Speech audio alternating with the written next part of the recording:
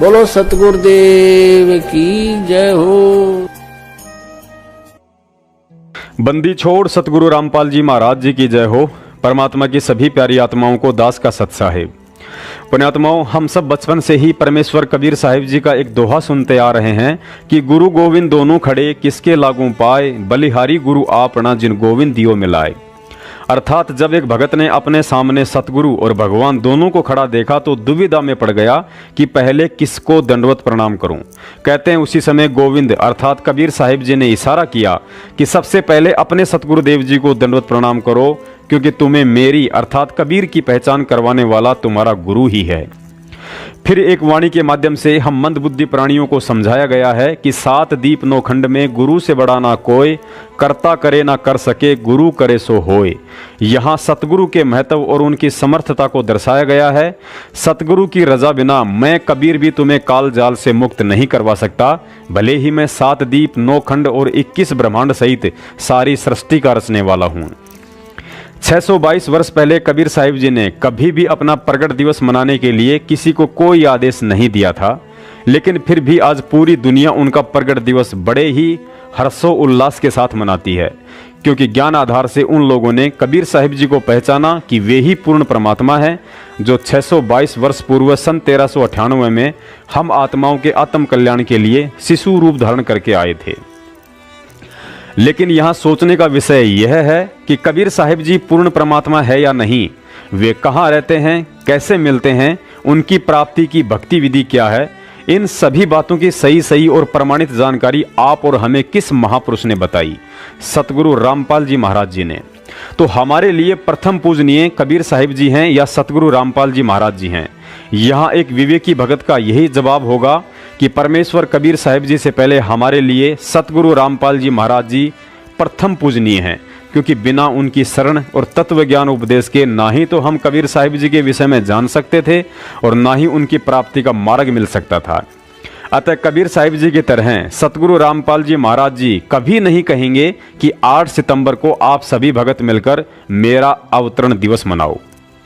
परमात्मा कहते हैं जगत का पेखना पेख्या, धनी का नाम ना लेखा। यह विचार तत्व ज्ञान को आधार बनाकर आपने स्वयं ही करना पड़ेगा कि जिस महापुरुष संत रामपाल जी महाराज जी ने मेरा हाथ पकड़कर मुझे आत्म कल्याण और परमात्मा तक पहुंचने का मार्ग दिखाया है, और उन्होंने किस दिन हम जीवों के उद्धार के लिए इस पृथ्वी पर अवतार लिया था, क्योंकि अवतार और जन्म लेकर आने में बहुत अंतर है।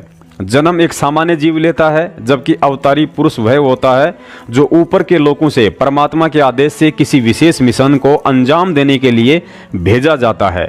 और संत रामपाल जी महाराज जी वह अवतारी शक्ति है जिनको परमात्मा कबीर साहिब जी ने 8 सितंबर सन 1951 में एक विशेष मकसद से इस पृथ्वी पर अवतरित किया था।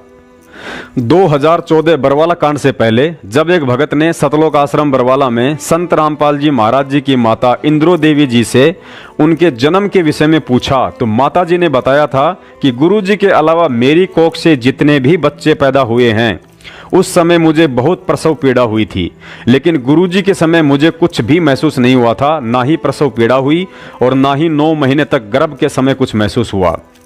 पुण्यात्माओं, अवतारी महापुरुष सूक्ष्म रूप से कोख में रहने की लीला करते हैं। गुरुजी ने बताया कि सुखदेव ऋषि 12 साल तक वेदव्यास जी की पत्नी के गर्भ में रहे, लेकिन वेदव्यास जी की पत्नी को महसूस तक नहीं हुआ, और 12 साल बाद जब वे गर्भ से बाहर आए तब भी वेदव्यास जी की पत्नी को पता नहीं चला था, और बाहर आते ही सुखदेव ऋषि जी ने अपने शरीर को 12 साल के बच्चे का बना लिया था।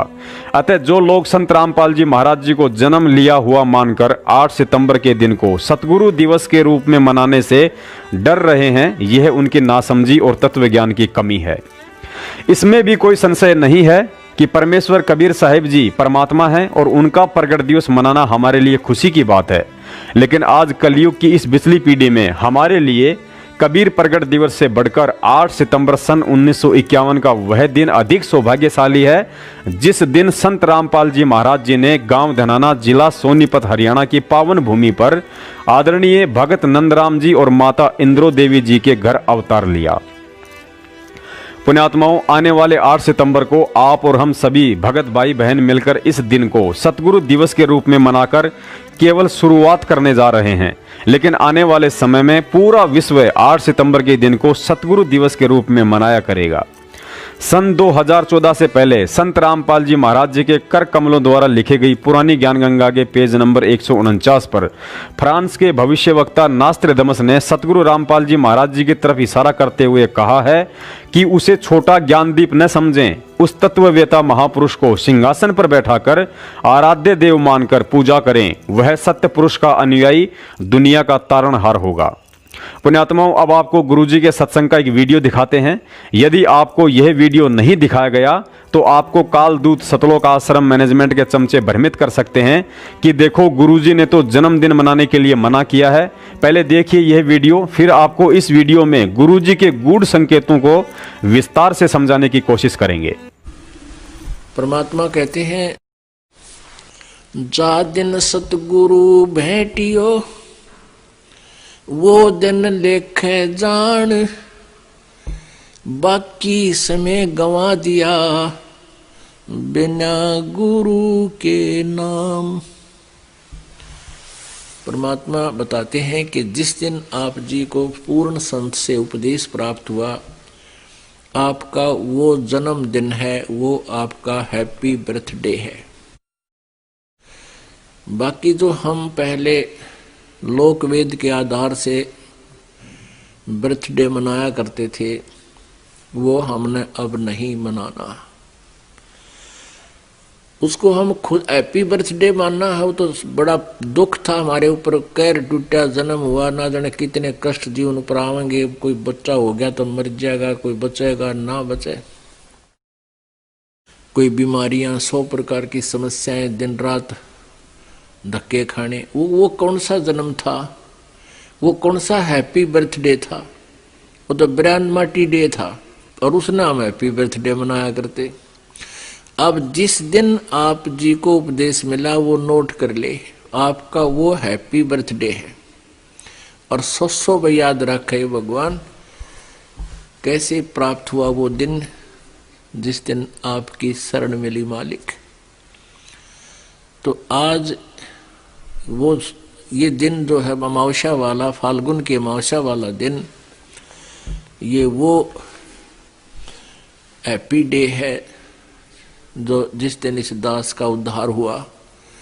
गुरुदेव जी ने उपदेश बख्शीश किया। अब याद आती है उस दिन के महत्व की, आज याद आता उस दिन की महिमा। जे वो ना मिलता वो दिन, ये 17 फरवरी फाल्गुन अमावस्या सन 1988 को इस दास को उपदेश मिला था। आज 23 वर्ष का हो गया ये दास। वैसे शरीर की आयु लगभग 60 वर्ष की होगी, लेकिन असली आयु इस दास की 23 वर्ष है। उससे पहले जो जीवन था वो मनुष्य का नहीं, पशु की तुल्य था। पशु भी वही कर्म करते थे, ये दास भी वही कर्म करता था। और जिस दिन से गुरु मिले हैं, उपदेश मिला है, उस दिन से हमारा जन्म है। गुरु जी ने इस सत्संग में जन्मदिन के विषय में कहा है कि हमारा वास्तविक जन्मदिन वह होता है जिस दिन हमें सतगुरु से नाम दीक्षा मिलती है। वह हमारा हैप्पी बर्थडे होता है और उस दिन को 100 बार याद करना चाहिए। बिल्कुल सत्य है। पुण्यात्माओं, नित्य नियम में हम एक वाणी पढ़ते हैं कि साहिब से सतगुरु भय, सतगुरु से भय संत, धर धर वेक विशाल अंग, खेले आदि और अंत। अर्थात वह समर्थ कबीर स्वयं तो परमात्मा है ही, लेकिन सतगुरु और भगत की भूमिका भी वह स्वयं ही करता है। और इस सत्संग में संत रामपाल जी महाराज जी एक भगत की भूमिका करते हुए हम जीवों को जन्मदिन मनाने वाली वह पुरानी परंपरा छोड़ने को कह रहे हैं कि तुम्हारा असली हैप्पी बर्थडे वह दिन है जिस दिन तुम्हें नाम दीक्षा मिलती है। उस दिन को 100 बार याद रखना चाहिए, मनाने के लिए फिर भी नहीं कहा है। पुण्यात्माओं, विचार करना, जन्म मरण जीव का होता है। संसार में जन्म लेकर दुखों के पहाड़ जीव पर टूटते हैं। इसलिए परमात्मा ने एक भगत की भूमिका में अपने आप को जीव कहते हुए जन्मदिन मनाने के लिए मना किया है, जो बिल्कुल सत्य है। लेकिन इतना तत्व ज्ञान देने के बाद आखिर उस अवतारी महापुरुष को हम कैसे जीव मान सकते हैं जो 8 सितंबर 1951 में सत्य पुरुष का अंश अवतार बनकर इस धरती पर आया था। यदि फिर भी आपको शंका है कि संत रामपाल जी महाराज जी का तो जन्म हुआ था, तो इस संशय को मिटाने के लिए 2014 से पहले संत रामपाल जी महाराज जी के कर कमलों द्वारा लिखित एक पुस्तक को आंख फाड़ कर देख लेना, जिसको खोलने से पहले ही लिखा है धरती पर अवतार। इस पुस्तक का नाम मैंने नहीं बल्कि स्वयं गुरुजी ने ही रखा था। जब जब भी इतिहास में संत रामपाल जी महाराज जी का जिक्र आएगा या उनकी जीवनी लिखी जाएगी तो 8 सितंबर सन 1951 का वह शुभ दिन सुनहरे अक्षरों में लिखा जाएगा, जिस दिन गांव धनाना जिला सोनीपत हरियाणा में उनका अवतरण हुआ था। कुछ मंदबुद्धि भगत भाई बहन कहते हैं कि जब गुरुजी ने अपने आप को कह दिया कि यह दास तो 1988 से पहले पशु पक्षियों के जैसे स्वभाव का था, तो फिर यह पवन दास व्यर्थ में अपना दिमाग क्यों लगा रहा है। ऐसी घटिया सोच वाले भाइयों से दास का निवेदन है कि गुरुजी ने तो अपनी समर्थता को छुपाते हुए सैकड़ों बार सत्संगों में कहा है कि यह दास तो 2 कौड़ी का तुच्छ सा जीव है। मेरे पसीने आ गए कि मैं तो 2 कौड़ी का जीव। जब गुरुजी ने अपने मुख कमल से अपने आप को 2 कौड़ी का तुच्छ जीव कह दिया है, तो फिर आप उन्हें व्यर्थ में अपना दिमाग लगाकर परमात्मा के बजाय 2 कौड़ी का तुच्छ जीव क्यों नहीं मानते हो भाई? क्या आप गलती नहीं कर रहे हो? गुरुजी तो संध्या आरती में एक शिष्य की भूमिका निभाते हुए कहते हैं कि तेरा रामपाल अज्ञान किया सतलोक का वासी। तो फिर आप अपना दिमाग लगाते हुए उन्हें अज्ञानी ना मानकर तत्वज्ञानी क्यों कहते हो भाई? क्या आप गलती नहीं कर रहे हो? गुरुजी तो सत्संगों में अपने आप को कबीर परमात्मा का दास कहते हैं, फिर आप उन्हें रोज संध्या आरती में मेरे गुरुदेव भगवान कहकर क्यों पुकारते हो? क्या आप गलती नहीं कर रहे हो? उसके बाद वीडियो में गुरुजी ने अपने विषय में भी बताया कि इस दास को 17 फरवरी 1988 को नामदान मिला था। वो दिन दास का असली जन्मदिन है और उससे पहले तो दास भी वही सब कर्म करता था जो पशु पक्षी करते हैं। पुण्यात्माओं, अब यहाँ परमात्मा के तत्व ज्ञान को आधार बनाकर हमें विशेष चिंतन करने की जरूरत है। गुरुजी ने स्वयं के विषय में कहा है कि ये दास तो पहले वे सभी कर्म करता था जो पशु पक्षी करते हैं। लेकिन आज इतना तत्व ज्ञान सुनने के बाद भी क्या आप इस बात को स्वीकार कर सकते हैं कि संत रामपाल जी महाराज जी ने नाम दीक्षा लेने से पहले कुछ भी गलत कर्म किए होंगे, जैसे मांस खाना, शराब पीना, बीड़ी सिगरेट पीना, तंबाकू खाना, लड़ाई झगड़ा करना, चोरी, ठगी, रिश्वत, माँ बहनों पर बुरी नीयत रखना आदि। क्योंकि परमेश्वर कबीर साहिब जी ने अपने जिस अंश अवतार संत रामपाल जी महाराज जी को 8 सितंबर 1951 में पृथ्वी पर भेजकर यह विश्व कल्याण की इतनी बड़ी जिम्मेदारी सौंपनी थी, और आगे चलकर सन 1997 में ठीक का समय आते ही स्वयं कबीर साहिब जी ने उसी संत रामपाल जी महाराज जी के चोले को स्वयं धारण करके इस मिशन को चलाना था, तो विचार कीजिए संत रामपाल जी महाराज जी की आत्मा और उनका यह पंच तत्व का भौतिक शरीर बचपन से लेकर सन 1997 तक कितना बेदाग और पवित्र रहा होगा, जिसमें आज कबीर परमात्मा विराजमान हैं। तो फिर तत्वज्ञानी भगत 8 सितंबर को उस महापुरुष के अवतरण को सतगुरु दिवस मनाने से क्यों डर रहे हैं?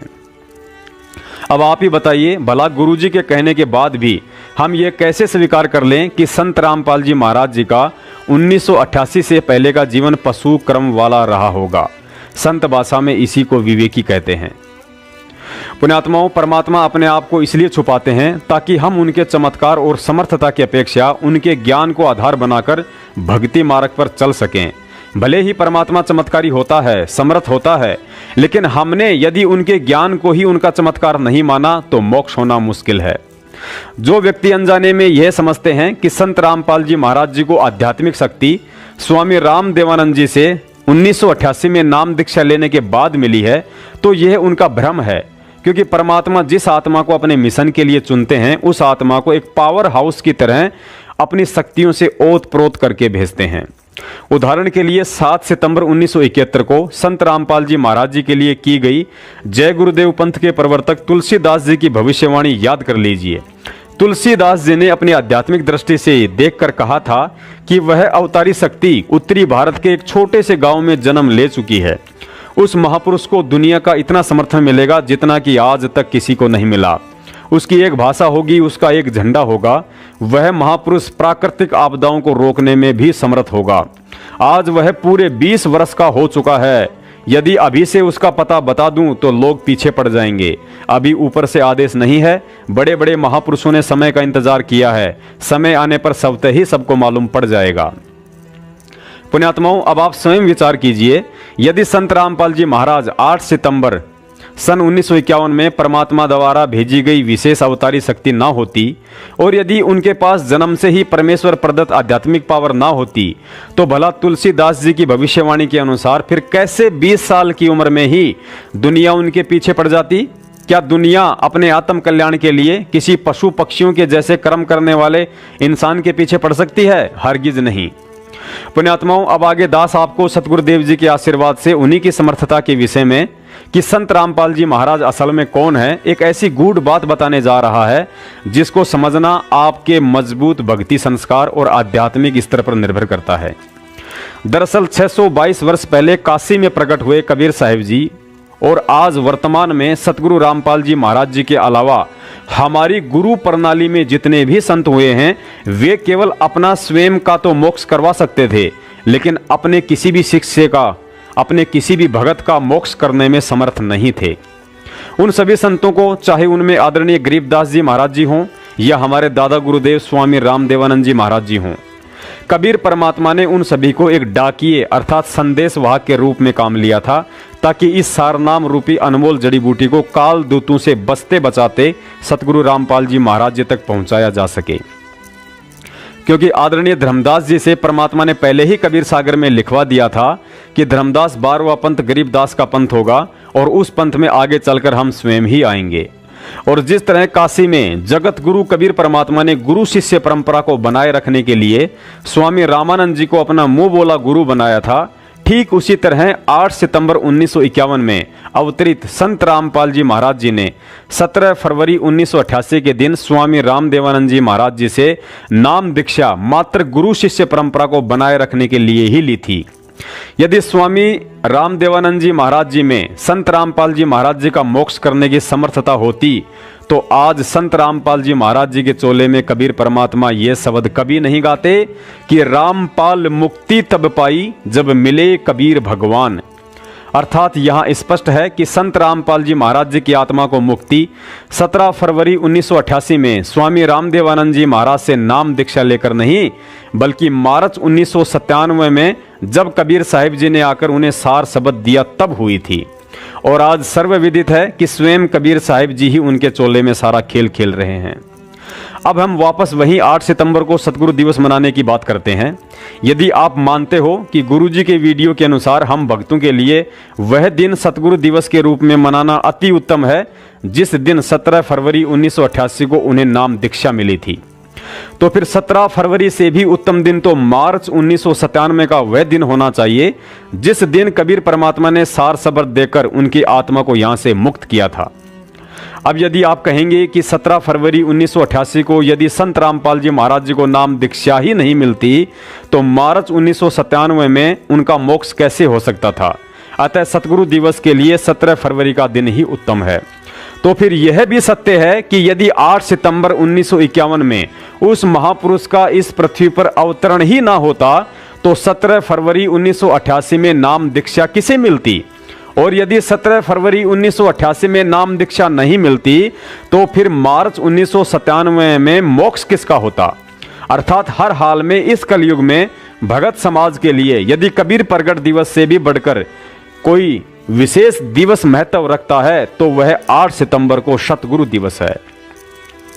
यदि आप कबीर साहिब जी के बाद आज वर्तमान में संत रामपाल जी महाराज जी को परमात्मा मानते हो तो ध्यान रखना कबीर साहिब जी का वह दिन कभी नहीं मनाया जाता जिस दिन उन्होंने काशी में स्वामी रामानंद जी से नाम दीक्षा ली थी, बल्कि वही दिवस मनाया जाता है जिस दिन वे शिशु रूप में लहर तारा तालाब पर प्रकट हुए थे। अब यदि इसके जवाब में कोई व्यक्ति कहे कि भाई 600 साल पहले तो साक्षात कबीर परमात्मा थे, अरे भाई साहब, यदि 600 साल पहले कबीर परमात्मा थे तो फिर आज संत रामपाल जी महाराज जी कौन हैं? क्या आप उन्हें परमात्मा नहीं मानते? अतः 17 फरवरी 1988 का दिन उस समय एक भगत की भूमिका कर रहे संत रामपाल जी महाराज जी के लिए शुभ और हैप्पी बर्थडे हो सकता है, लेकिन हम भक्तों के लिए यदि कोई शुभ दिन और हैप्पी बर्थडे है तो 8 सितंबर 1951 का वह मंगल दिन है जिस दिन कबीर साहिब जी का हम आत्माओं के उद्धार के लिए एक बार पुनः इस कलयुग में अंश अवतार के रूप में अवतरण हुआ। अंश अवतार के विषय में गुरुजी ने एक सत्संग में द्रौपदी का उदाहरण देकर समझाया था कि द्रौपदी शेरावाली माता दुर्गा का अवतार थी। अर्थात जरूरी नहीं कि स्वयं दुर्गा ही जन्म ले, वह अंश अवतार के रूप में अपनी शक्ति भी भेज सकती है। पुण्यात्माओं, गुरुजी ने एक सत्संग में बताया कि यदि भगवान आएगा तो कोई सिर पर सींग लगाकर नहीं आएगा।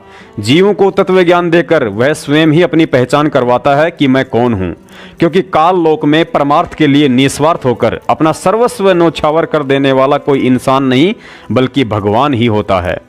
हम भक्तों की सबसे बड़ी कमी यही है कि इतना तत्व ज्ञान देने के बाद गुरु अपने आप को भगवान कहेगा नहीं और हम मूर्ख इस ज्ञान को आधार बनाकर उन्हें भगवान मानेंगे नहीं। 600 साल पहले के विषय में भी गुरु जी यही कहते हैं कि उस समय हम मार केवल इसी कारण खा गए क्योंकि हमने कबीर साहिब जी को भगवान नहीं माना। और यही स्थिति आज संत रामपाल जी महाराज जी के साथ हो रही है। समझ में तो आता है लेकिन समय गुजर जाने की बाद है, ताकि फिर हमारे तो अपने सत्संग में सब कुछ साबित कर दिया। विचार करो, हमारे दादा गुरु जी स्वामी रामदेवानंद जी महाराज सांसारिक दृष्टि से अनपढ़ थे, अर्थात उन्होंने कभी भी गीता, वेद, कुरान, पुराण, कबीर सागर और ग्रंथ साहिब को नहीं पढ़ा था। तो जाहिर सी बात है उन्होंने अपने शिष्यों को भी ये ग्रंथ नहीं पढ़ाए होंगे। तो विचार करो, जब उन्होंने अपने किसी भी शिष्य को ग्रंथों का ज्ञान नहीं दिया तो फिर उनके शिष्य संत रामपाल जी महाराज जी इतने कम समय में दुनिया के सारे धर्म ग्रंथों को आखिर कैसे भगत समाज के सामने ताश के पत्तों की तरह खोल के रख सकते हैं और उन सभी त्रुटियों को भी उजागर कर दिया जो त्रुटियां अपने आप को संस्कृत के प्रकांड ज्ञाता समझे जाने वाले इन ग्रंथों के अनुवाद को ने कर डाली थी। क्या यह अविश्वसनीय काम स्वयं कबीर परमेश्वर के अलावा कोई जीव करने में समर्थ है? यदि नहीं है तो फिर इस बात पर गहनता से विचार करना कि सतगुरु रामपाल जी महाराज जी कौन हैं।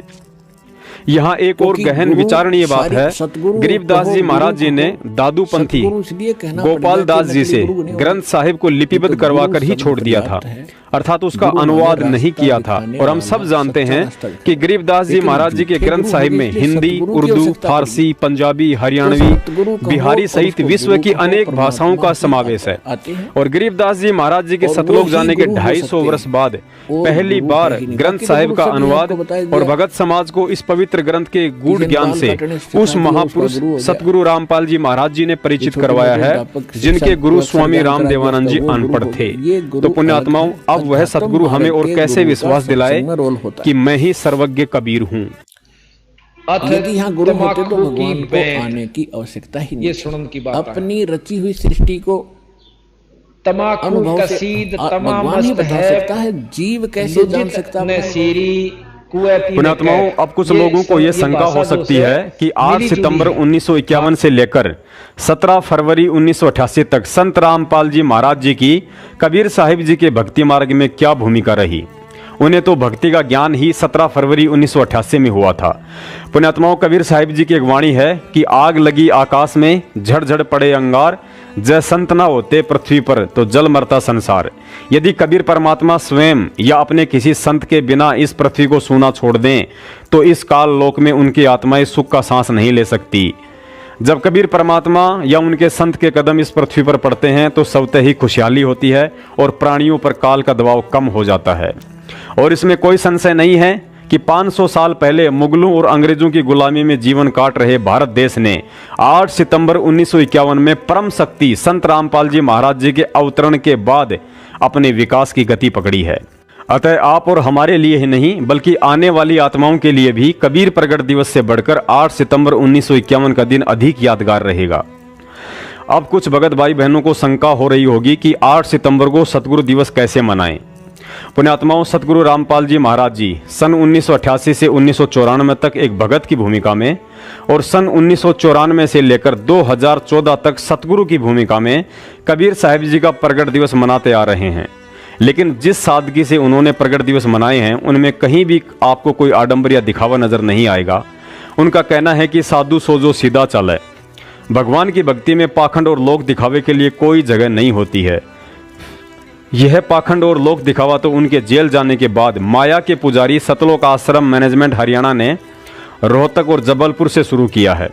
8 सितंबर को सतगुरु दिवस मनाने के लिए हमें ना ही तो मैनेजमेंट के तरह भक्तों की मेरठ या किसी अन्य एक जगह भीड़ जमा करनी है, ना ही भंडारे के नाम पर अपने मन की तृप्ति के लिए लड्डू जलेबियां बनानी है और ना ही व्यर्थ का प्रचार प्रसार करके अपनी मेहनत का पैसा पानी में बहाना है। परमात्मा कहते हैं भाव बड़े हैं भक्ति में। जिस तरह अपने आराध्य रामचंद्र जी के लिए सबरी माता 1000 वर्ष से उनकी राह देख रही थी और रोज उस पथ को साफ करके उस पर फूल बिछाया करती थी कि ना जाने कब मेरा राम आ जाए, ठीक इसी तरह वैसे तो सतगुरु प्रेमी आत्माएं शुद्धता का विशेष ध्यान रखती हैं, लेकिन सतगुरु दिवस के दिन हमें अपने घर या विशेषकर उस स्थान को अवश्य साफ करना है जहां हमारे सतगुरुदेव जी का दरबार लगा हुआ है। यदि आपके निवेदन पर आपके आसपास के भगत भाई बहन या पड़ोसी उस दिन हरि चर्चा में शामिल होते हैं तो अच्छी बात है, अन्यथा अपने परिवार के साथ मिलकर आप जी देसी घी में सतगुरुदेव जी को भोग लगाने के लिए पाव, आधा किलो या 1 किलो का हलवा राम बनाएं। सादा भंडारा बनाएं, जैसे कि सब्जी पूरी या दाल रोटी, साथ में खीर राम भी बना सकते हैं। उसके बाद सुबह 11 बजे से पहले पहले आपने जो हलवाराम और भंडारा बनाया है उसको एक थाल में अलग से निकालकर स्वच्छ कपड़े से ढककर परमात्मा के दरबार में रखकर भोग की आरती चलाकर उन्हें भोग लगाएं। भोग की आरती आप YouTube पर हमारे चैनल ट्रू वीडियो से डाउनलोड कर सकते हैं, जो तकरीबन 44 मिनट के आसपास की है, या फिर इस वीडियो के डिस्क्रिप्शन बॉक्स में उसका लिंक दिया हुआ है, आप जी वहां से भी डाउनलोड कर सकते हैं। भोग आरती संपूर्ण होने के उपरांत सभी भाई बहन या परिवार के सदस्य मिलकर 1 घंटे, 2 घंटे या 3 घंटे का, जैसा भी आपको प्रेरणा हो, सत्संग सुनिए। सत्संग के उपरांत हलवा राम का प्रसाद सभी को वितरित करें व आपस में मालिक की चर्चा करें। असुर निकंदन रमेणी के बाद सभी को भंडारा करवाएं। भोग प्रसाद का थाल में अलग से रखा हुआ भंडारा भी थोड़ा थोड़ा प्रसाद रूप में सभी को वितरित करें। यदि कोई भगत भाई बहन कुछ फल फ्रूट लेकर आते हैं तो सर्वप्रथम उन्हें जल से धोकर सतगुरुदेव जी को भोग लगाएं, उसके बाद सभी में बांट दें। ध्यान रहे, सत्संग में आई हुई किसी भी आत्मा को ज्ञान चर्चा या शंका समाधान में मनसा वाचा कर्मणा कोई ठेस ना पहुंचे। और ठीक इसी सादगीपूर्ण विधि से यदि अगले कबीर प्रगट दिवस तक सतगुरुदेव जी हिसार जेल से नहीं आते हैं तो आप सभी ने आडंबर और लोक दिखावा और पाखंडी सतलोक आश्रम मैनेजमेंट हरियाणा कोऑर्डिनेटर और नामदान संचालकों से दूर रहकर अपने अपने घर पर ही सादगी के साथ परमात्मा कबीर साहिब जी का प्रगट दिवस मनाना है। कबीर साहिब का प्रगट दिवस लगभग सभी कबीर पंथी मनाते हैं, लेकिन परमात्मा उन्हीं से प्रसन्न होते हैं जो सच्चे सतगुरु की शरण लेकर तथा ज्ञान को आधार बनाकर मर्यादाओं में रहकर इसे मनाते हैं। ठीक इसी तरह 8 सितंबर को सतगुरु दिवस मनाने का अधिकार और फायदा केवल उन्हीं आत्माओं को है जो वर्तमान में सतगुरु रामपाल जी महाराज जी के शिष्य हैं और मर्यादाओं में रहकर विश्वास के साथ भक्ति कर रहे हैं। अपने आप को सतगुरु रामपाल जी महाराज जी का भगत कहने वाले वे लोग भले ही 8 सितंबर को सतगुरु दिवस ना मनाएं, जो सतलोक आश्रम मैनेजमेंट हरियाणा के मनवस आदेशों पर चलते हैं। जो लोग 2014 के बाद मैनेजमेंट द्वारा छपवाई गई मिलावटी पुस्तकों जीने की राह और ज्ञान गंगा आदि की सेवा समझकर बिक्री कर रहे हैं। जो लोग गुरुजी की पेशी वाले दिन हिसार जाकर 10 गालियां खुद खाते हैं और 10 गुरुजी को दिलवाकर उनकी बदनामी का कारण बने हुए हैं। जो लोग मूर्खता की हद पार करते हुए अपने लाभ के लालच में नामदान केंद्रों पर पाठ, ज्योति और दान का चढ़ावा चढ़ाकर मैनेजमेंट को उस पैसे से कुकर्मों के लिए प्रेरित करते हैं। और वे लोग तो 8 सितंबर को भूलकर भी सतगुरु दिवस ना मनाएं, जो दुनिया को शास्त्रों की सच्चाई बताने के लिए गुरुजी के सत्संग सुनने की शिक्षा देते हैं और पर नाम खंड के डर से बरवाला कांड के सच्चाई वाली वीडियो देखने से घबराते हैं।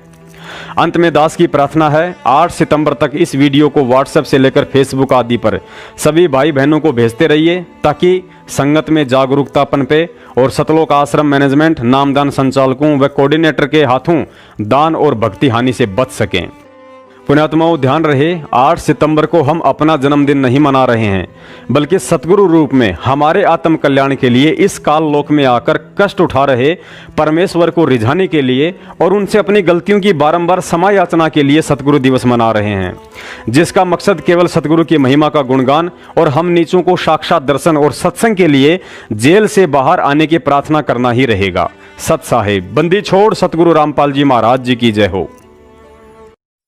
तन मन शीस ईस अपने पे, तन मन शीस ईस अपने पे, पहले में चोट चढ़ावे जब कोई राम भक्त गत पावे हो जी, जब कोई राम भक्त गत पावे हो जी।